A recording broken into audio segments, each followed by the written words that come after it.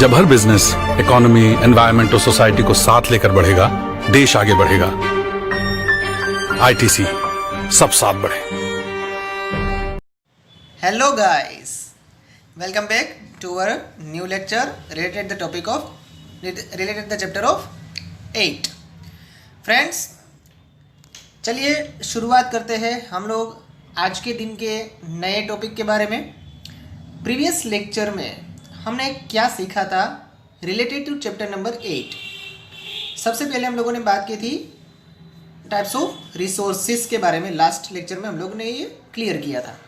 Friends, ध्यान में रखिएगा, ये एक महत्वपूर्ण प्रश्न है और परीक्षा के अनुसंधान में काफ़ी ज़्यादा इम्पोर्टेंस भी रखता है। ठीक है, हालांकि इसका वेटेज 3 मार्क के बेसिस पे बनता है। सबसे पहले हम लोगों को यहाँ पर क्लियरली दिया गया है टाइप्स ऑफ रिसोर्सेज कितने टाइप्स के होते हैं। तो 3 types of resources concluding the variable of it हम लोगों को नीचे दिए गए हैं। On the basis of ownership, second one on the basis of reavailability और third one on the basis of distribution centre. ठीक है, हम लोगों ने बात की थी on the basis of ownership के बारे में। खास करके ऑनरशिप के बेसिस पे भी उसके सब डिवीज़न बनते हैं 3। First one individual resources, second one national resources and third one global resources.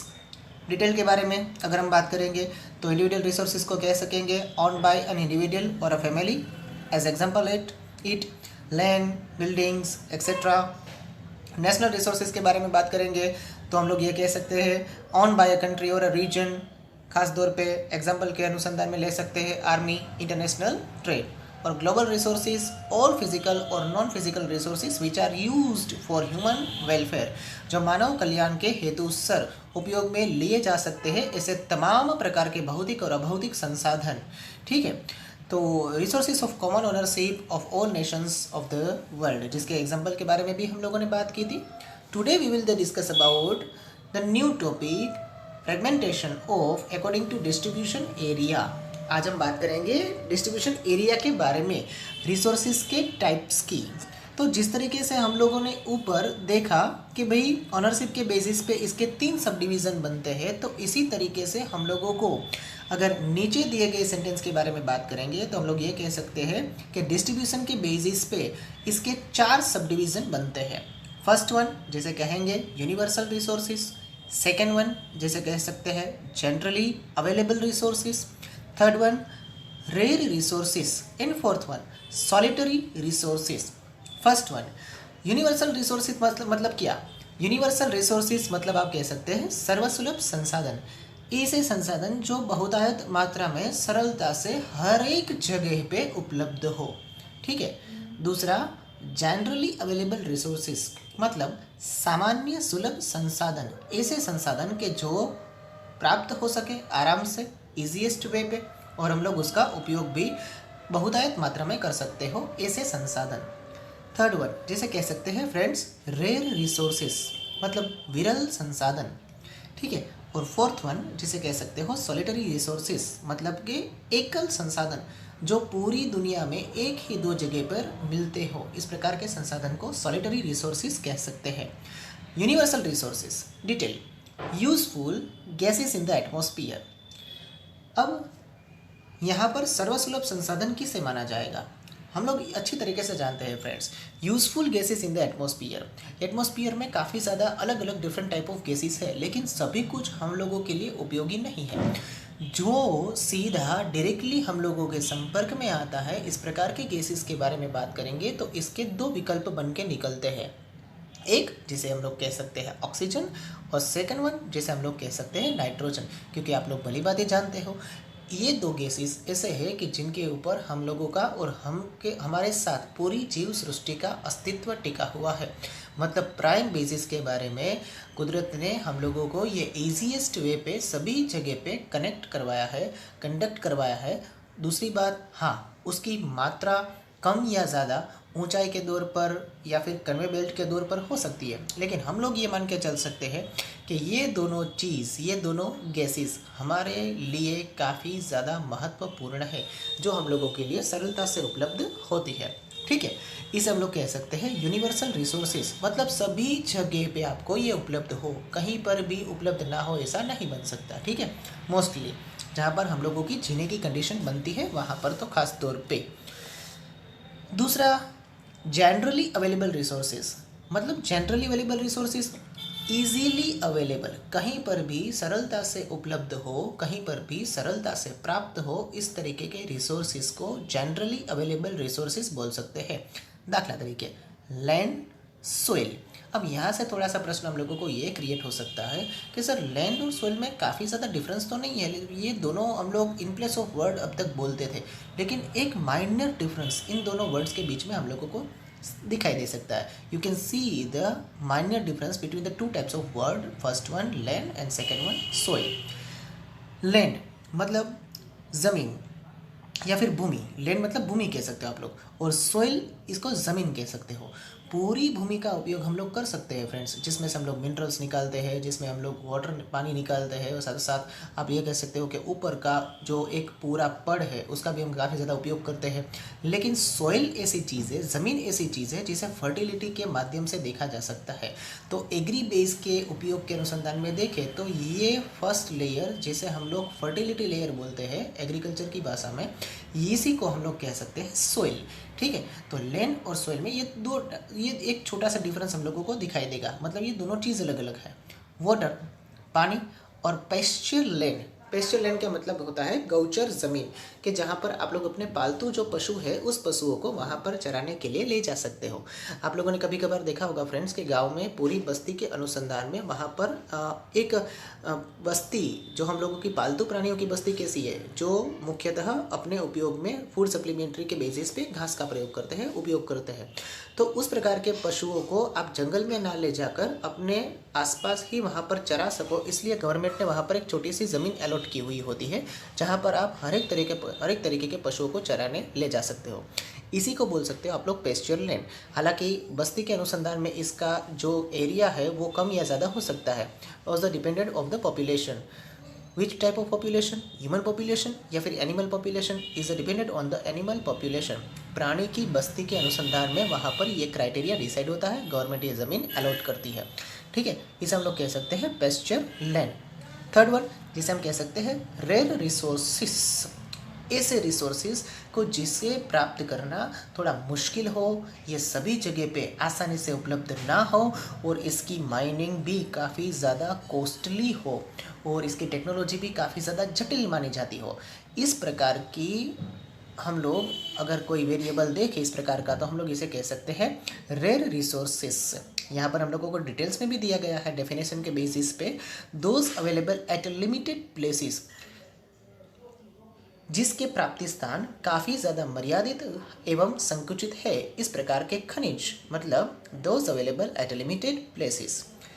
अब उसमें किन किन खनिजों का समावेश हो सकता है, तो सबसे पहले आप लोग कह सकते हैं मिनरल्स, अलग अलग प्रकार की खनिज like coal, petroleum, copper, gold, uranium, including also about the words of platinum etcetera. इन सभी चीज़ों को आप यहाँ पर लिख सकते हो, minerals like coal, petroleum, copper, gold, uranium etcetera. ठीक है, तो ये सभी उदाहरण आपको परीक्षा में याद रखने होंगे, यही उदाहरण आपको परीक्षा में लिखने भी होंगे अगर ये क्वेश्चन हम लोगों को पूछा गया तो। इसके बाद यहाँ पर हम लोगों को दिया गया है लास्ट वाला सॉलिटरी रिसोर्सेस। हम लोग पहले भी इसकी डिस्कशन कर चुके हैं प्राइमरी प्लेटफॉर्म पर कि भाई सॉलिटरी रिसोर्सेज का मतलब क्या होता है। पूरी दुनिया में, पूरे विश्व में, या ये एक इस प्रकार का संसाधन जो एक से दो जगह पर ही हम लोगों को मिलता हो, तो इस प्रकार के संसाधन को हम सॉलिटरी रिसोर्सेज कह सकते हैं फ्रेंड्स। मिनरल्स, ध्यान से देखिए, minerals available only at 1 or 2 places in the world. पूरी दुनिया में फ्रेंड्स, पूरी दुनिया में ये एक या फिर दो ही जगह पर उपलब्ध हो, इस प्रकार की मिनरल्स, खनिज को या फिर संसाधन को आप कह सकते हैं सॉलिटरी रिसोर्सेज। तो ऐसी कोई खनिज है तो हाँ, हम लोगों को यहाँ पर दिया गया है cryolite which is available only in Greenland. ध्यान में रखना फ्रेंड्स, अगर स्प्लिटलाइजेशन बेसिस पे ट्विस्ट फॉर्मेट परीक्षा में पूछा गया, मतलब इसका वेटेज हम लोग जानते हैं कि 3 मार्क का है, मिड डिस्क्रिप्टिव क्वेश्चन इनमें से हम लोगों को पूछा जाएगा। लेकिन अगर ये स्प्लिट हुआ ट्विस्ट हुआ और 2+1 की थियरी बनी तो वन टाइप ऑफ ऑब्जेक्टिव इसमें इंक्लूड होगा। और इस प्रकार के ऑब्जेक्टिव में या फिर ये फिलिंग द ब्लैंक्स हो सकती है, या फिर ये ट्रू फॉर फॉल्स हो सकता है, या फिर ये कोई MCQ बन सकता है। ठीक है, तो तब आपको यहाँ पर ये चीज़ काम में आएगी कि क्रायोलेट खनिज जो है which is the available only in Greenland. ठीक है, ध्यान में रखना है आप लोगों को, ग्रीनलैंड में ही ये क्रायोलेट नाम की खनिज हम लोगों को मिलती है। तो ये एक चीज़ पूरी तरीके से हम लोगों को इस तरीके से फ्रेगमेंटेड किया गया है पूरे क्वेश्चन को, आप लोगों को परीक्षा में ध्यान में रखना है।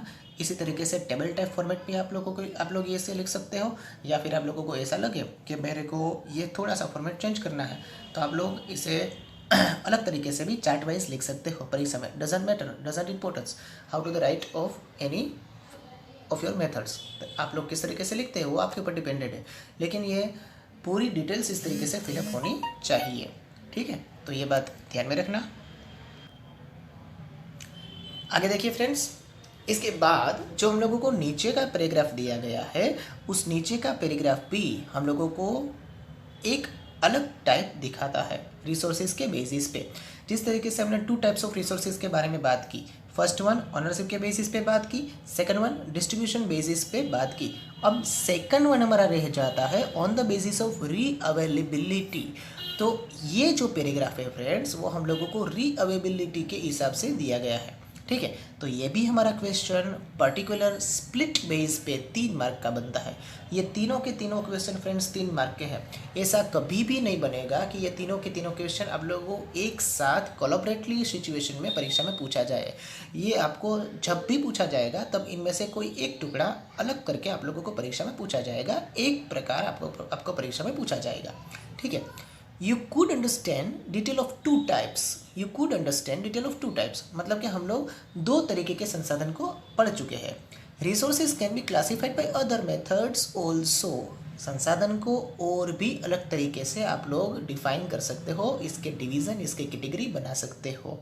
ठीक है, wherein these can be classified into 2 types are renewable and non-renewable resources. तो अगर हम लोग बात करें अवेलेबिलिटी के हिसाब से, प्राप्यता के हिसाब से, तो इसके 2 टाइप्स ऑफ कनेक्टिव वर्ड्स बनते हैं, 1 and 1 रिन्यूएबल और second one non renewable resources. ध्यान में रखना फ्रेंड्स, हम इसी को अपना बेस बनाएंगे और 2 विभाग में इस क्वेश्चन को बांटेंगे, रिन्यूएबल एंड नॉन रिन्यूएबल। आपको क्या करना है, आप लोग डिफरेंसेस लिखते हो परीक्षा के अंदर, तो डिफरेंसेस में आप लोग किस प्रकार का फॉर्मेट बनाते हो, एक साइड और दूसरी साइड। एक साइड आपको नाम देना है रिन्यूएबल, दूसरी साइड आपको नाम देना है नॉन रिन्यूएबल रिसोर्सेज।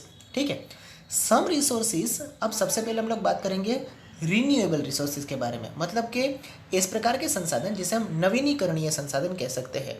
ठीक है, some resources reproduce themselves as per their usage during a specific time. In other words, these are inexhaustible.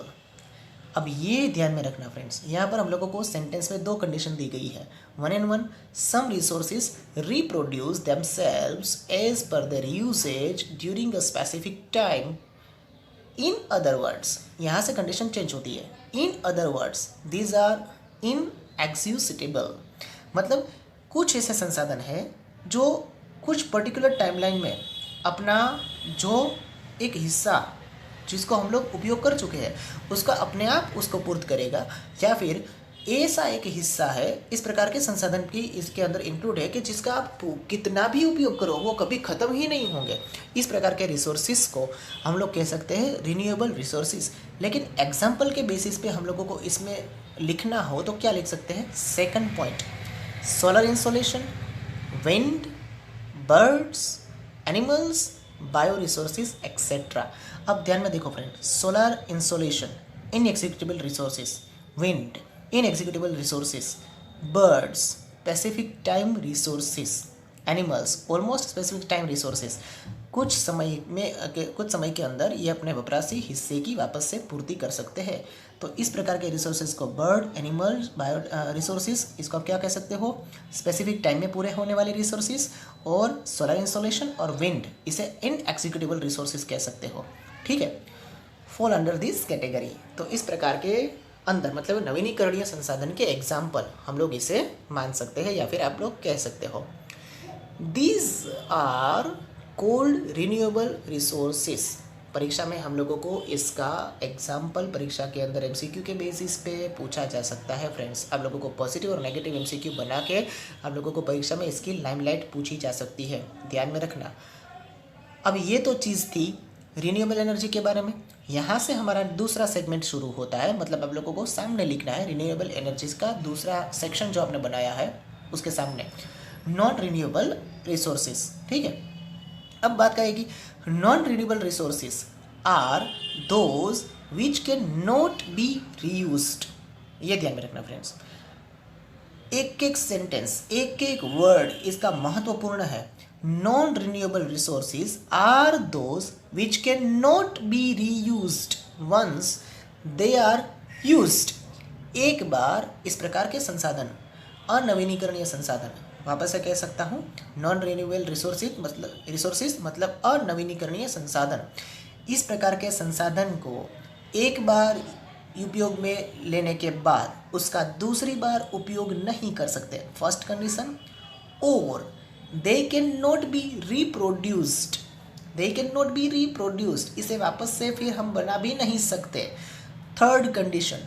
और can not B reformed in near future, नज़दीक के भविष्य में इसे वापस मिल पाना या फिर ये वापस मिल पाए ये भी शक्य नहीं है। It's not to possible you can be reproduce is reformed in near future, ये वापस से बन भी नहीं सकते टूंक समय में, in future, in short future में, और इसको वापस से रीजनरेट भी नहीं किया जा सकता। लाइक किस प्रकार के इसके एग्जाम्पल हम लोग परीक्षा के अंदर लिख सकते हैं। फर्स्ट वन मिनरल्स, दूसरा कोल, तीसरा नेचुरल गैस और last one petroleum are included in this category. तो फ्रेंड्स आपको ये पता चल सकता है यहाँ पर से हम लोगों को उदाहरण ही इस प्रकार के दिए गए हैं कि जो नॉन रिन्यूएबल रिसोर्सेज के है। ठीक है, तो यहाँ पर आप लोग ये भी कह सकते हो कि हम लोगों को अवेलेबिलिटी के हिसाब से ये प्रश्न पूछा गया तो इसके टू टाइप्स ऑफ फॉर्मेशन बनते हैं। First one renewable resources, second one non renewable resources, available resources, non available resources. ठीक है, अब यहाँ से ही थोड़ा सोचो फ्रेंड्स, मिनरल्स के बारे में बात आ रही है, कोल्स, नेचुरल गैस, पेट्रोलियम, इसका एक और कोई नाम हम लोगों को देना हो तो दे सकते हैं। हाँ, अगर हम लोगों को परीक्षा में ऐसा कोई एक आंसर पूछा गया कि which type of elements is included a trade energy resources, trade energy resources, अब ये थोड़ा सा थिंक करना आप लोग दिमाग के अंदर। ठीक है, क्योंकि इस प्रकार की लाइन इसमें कहीं पर भी हम लोगों को नहीं दी गई है। Which type of elements, which type of minerals included in the trade energy resources. अगर कोई ऐसा सेंटेंस हम लोगों को परीक्षा में दिया गया तो हम लोग सोचेंगे कि सर ये तो टेक्स्ट बुक में आया ही नहीं है, तो ये कहाँ से इस प्रकार का सेंटेंस को हम लोग में क्रैक कर सकेंगे, सॉल्व कर सकेंगे। ईजीएस्ट है सर। ट्रेड मतलब क्या है? व्यापार। किसका व्यापार हो रहा है? एनर्जी रिसोर्सेज के बेसिस पे। देखिए, कोल, नेचुरल गैस, पेट्रोलियम, ये सभी कुछ चीज़ें हम लोग बाज़ार में बेचते हैं, मतलब ये ट्रेड एनर्जी रिसोर्सेज हो गए। तो ट्रेड एनर्जी रिसोर्सेज की बिल्कुल अगेंस्ट में हम लोगों को कोई दूसरा एक विकल्प रखना है तो हम लोग उसको क्या कहेंगे? Non trade resources, non trade energy resources. तो नॉन ट्रेड एनर्जी रिसोर्सेज के अंदर भी क्या आ सकता है? हाँ, गोबर, तो ये आ सकता है। नॉन ट्रेडिशनल रिसोर्सेज के अंदर, sorry, non trade energy resources के अंदर दूसरा क्या आ सकता है? वुड, उसे आप नॉन ट्रेड में ले सकते हैं। मतलब ट्रेड एनर्जी रिसोर्सेज के बारे में पूछा गया तो आप लोगों को ये लिखना है। नॉन ट्रेड एनर्जी रिसोर्सेज के बारे में पूछा जाए तो आप लोगों को गोबर लिखना है। ठीक है, उसके साथ आप लोग वुड भी लिख सकते हो। तो ये दो एग्जाम्पल आप लोगों को मैंने इसलिए बता दिए कि शायद इनकेस अगर हम लोगों के कोई ऐसा क्वेश्चन पूछा गया तो हम लोग इसको सॉल्व कर सकें। ठीक है, तो यहाँ पर हम लोगों के टाइप्स ऑफ रिसोर्सेज की बात खत्म होती है फ्रेंड्स। ठीक है, तो टाइप्स ऑफ रिसोर्सेज के अंदर हम लोगों ने देखा ऑनरशिप के बेसिस पे रिसोर्सेज, खास करके individual resources, national resources, global resources. Second one distribution basis पे 4 subdivision, universal resources, generally available resources, rare resources and solitary resources. और बात की हम लोगों ने अवेलेबिलिटी के हिसाब से रिसोर्सेज के टाइप्स, उसमें बात की हम लोगों ने रिन्यूएबल एनर्जी रिसोर्सेज और साथ में नॉन रिन्यूएबल रिसोर्सेज। ठीक है, तो ये तीनों के तीनों क्वेश्चन आप लोग, एक सेक्शन तो आप लोग पॉइंट वाइज लिख ही चुके होंगे, ये दोनों सेक्शन आप लोगों को आज की तारीख में अच्छी तरीके से पॉइंट वाइज लिखना है। और रिवीजन के मोटिव के लिए ये 2 बार आपका रिवाइज हो जाना चाहिए होमवर्क बुक के अंदर। आगे जब लोग वापस मिलेंगे तब बात करेंगे friends planning and conservation of resources के बारे में। ठीक है, तो आज के लिए बस इतना ही, वापस से मिलेंगे, तब तक के लिए जय सोमनारायण, जय Shri Krishna, stay safe, stay home.